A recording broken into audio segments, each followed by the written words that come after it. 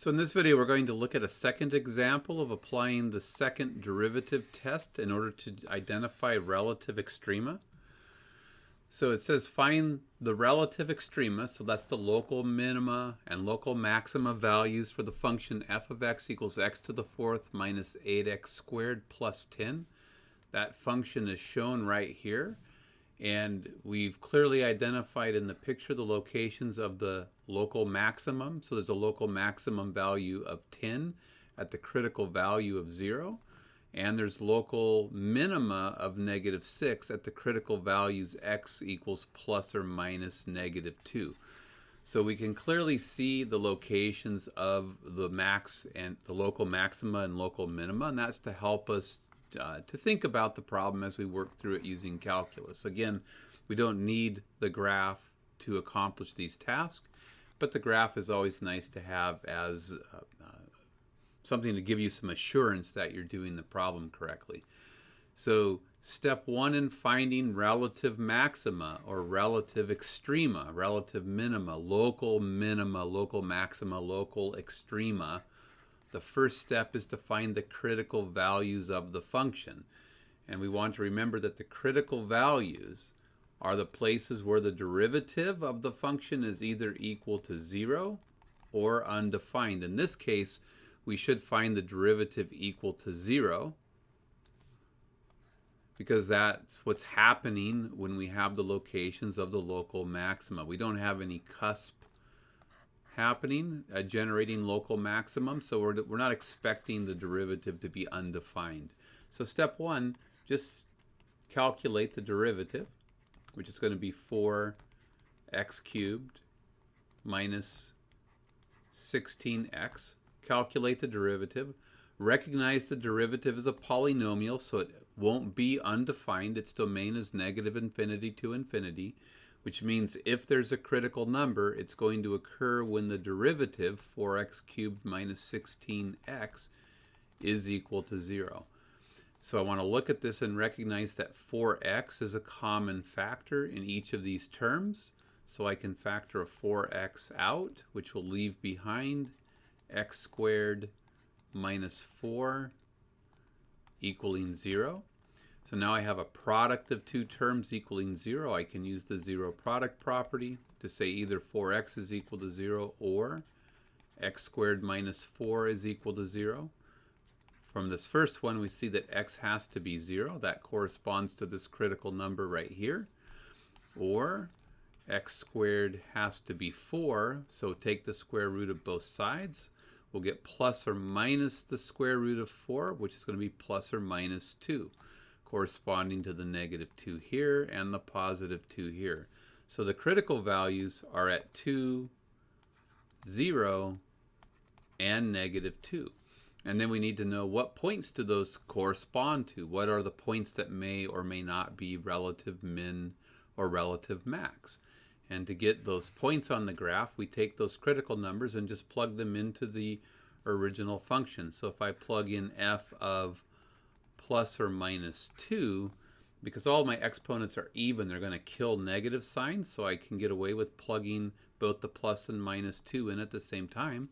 I'm going to get plus or minus 2 to the fourth power minus 8 times plus or minus 2 squared plus 10, which is going to give me plus or minus to the fourth power is going to be positive, so I'm going to get positive 16.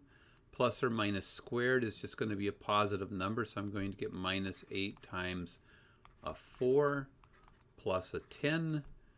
So we're going to get 16 and 10 is going to be a 26. Minus 8 times 4 is 32. And 26 minus 32 is -6. So we see when we plug in -2, we get an output of 6. And this should be a +2. The critical numbers are plus or minus 2 and 0. So -2, 0, and +2. There shouldn't be a negative sign in front of that. Input +2. The output was also 6. And then if we plug in a 0, we're going to get f of 0 equaling 0 to the fourth minus 8 times 0 squared plus 10, So we get 0 minus 0 plus 10 is just 10. So we input 0, output 10. So those are the locations of the potential max or min values on the function. And then what we need to do is figure out whether they correspond to relative minima or relative maxima, local min or local max. And to do that, we're going to plug the critical values, -2, 0, and 2, into the second derivative because we're using the second derivative test. So I need to calculate the second derivative, which is going to be 12x squared minus 16. And then I want to notice that because of the squaring on the input variable, I could actually plug in the -2 and the 2 at the same time and work it through. So if I plug in plus or minus 2, I'm going to get 12 times plus or minus 2 quantity squared minus 16 equals 12 times plus or minus 2. Either one of them squared is just 4 minus 16. So we get a 48. Take away a 16 is just a 32. The key is that the second derivative evaluated at plus or minus 2 is a positive real number. So the sign of the second derivative at the critical numbers 2 and -2 is positive. And because the second derivative is positive, it tells us that the graph is concave up at -2 and 2. The graph is concave up. And if the graph is concave upwards, we know that this has to be a relative minima. So positive second derivative means the graph is concave up, which means this is a local minimum. It's at the bottom of a graph, and this is a local minimum. And then we would do the same thing. We would take the second derivative and plug in a 0, which is going to equal 12 times 0 squared minus 16, which is just going to be 0 minus 16 is -16. So the second derivative evaluated at 0 is negative, which tells me the graph is concave down. And if the graph is concave down when x is equal to 0, I know that corresponds to a local maximum. So again, if a graph is concave down, you're going to have a maximum or hilltop right there. So our conclusion is that we have local minima at the locations of those minima are plus or minus 2 comma -6, and the minimum